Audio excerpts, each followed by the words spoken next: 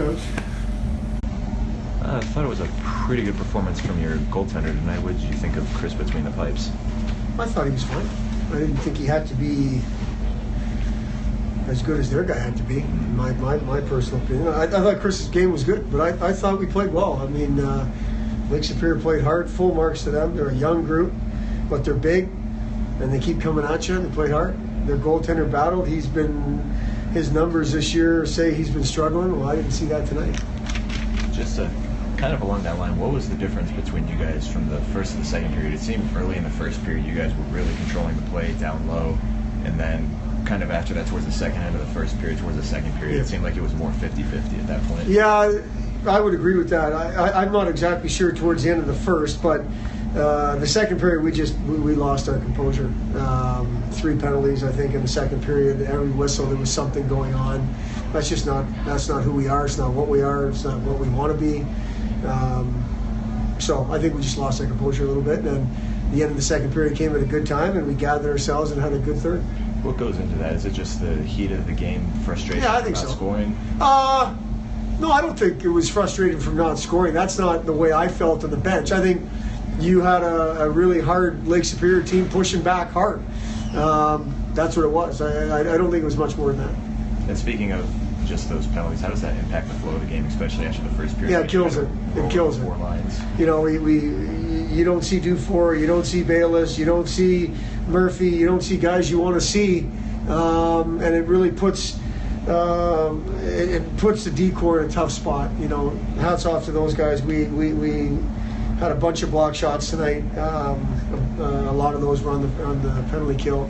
But it kills the flow of the game, and it shortens your bench, and it's no good. Especially in a hard game like that, you need legs, you need energy, you need everyone playing.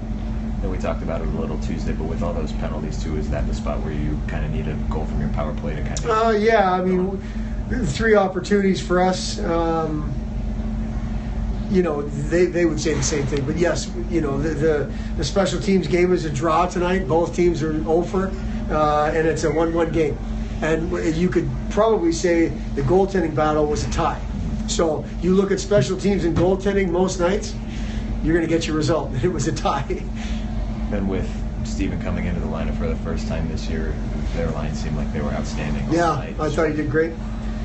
He's just an element. He's hard on the puck. He possesses it. He's a hockey player in terms of the plays he can make. You know, got to find a way to get Hawkins one. He's going to need one off his leg or something, I think. But I thought that line played well. Going back a few years, do you see a little bit of kind of struggles you guys went through to rebuild this program with what Lake Superior's been doing now with their style of play? Yeah, absolutely. I mean, the one thing that, to me, they're noticeably bigger than the teams that we had when we were going through it. I mean, that almost reminds me of a Lake Superior team of old when they were big and they kept coming at you. But there's some talent out there. I mean, you know, they've got some big bodies, but there's some puck skills out there.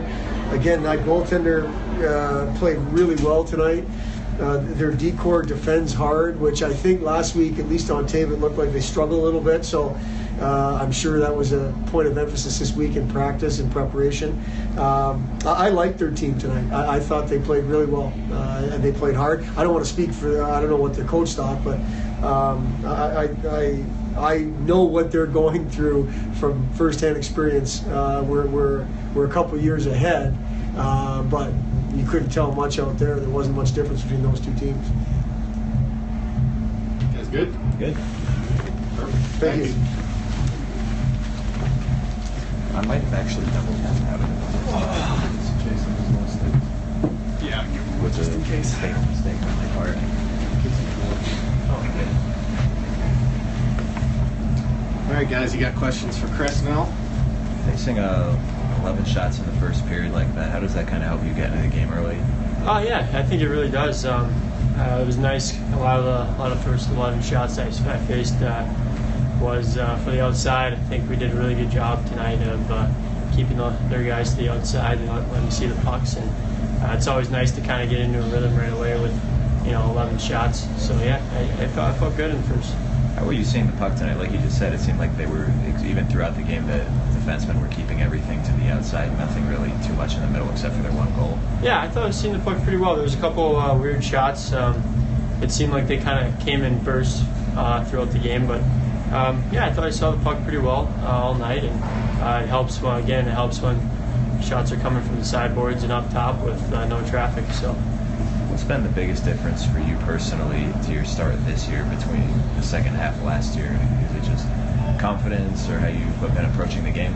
Yeah, I think in the off season I really focused on kind of like the mental side of things. I think my first year, my freshman year, I kind of had some ups and downs, and I let the results and different things like that kind of affect my game. And I thought over the summer I just kind of focused on the mental side of things and keeping things kind of even keel throughout, no matter what happens. If it's a loss, tie, win, bad goal, good goal, just kind of keeping my head where it needs to be. And I think that's kind of just how I've kind of been able to get off to the start I have. But again, it also helps on like a game like tonight. I mean, they had, I think, 32 shots, but I think 30 of them were from the outside. So we're playing good Team D right now, and we're just got to keep going. Just kind of speaking along those lines, does getting those results early kind of help validate everything that you did in preparation in the off season? I mean, I think you always want the results. You know, you work in the off season, you put the time and effort in during practice and leading up to the season, and obviously you always want the results. But I mean, I guess the results are always good. So I mean, yes and no.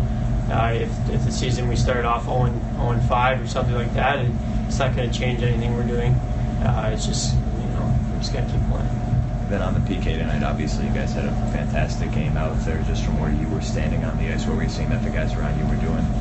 We were doing a really good job of fronting shots. I think throughout the game on all our PKs, we had at least 4 or 5 block shots per penalty kill, and we were doing a really good job of making him go around the outside. We weren't giving any seams open, and the guys did a good job of fronting those shots and getting the clears. All good? Good. All right. Thanks, guys. Thanks, Chris.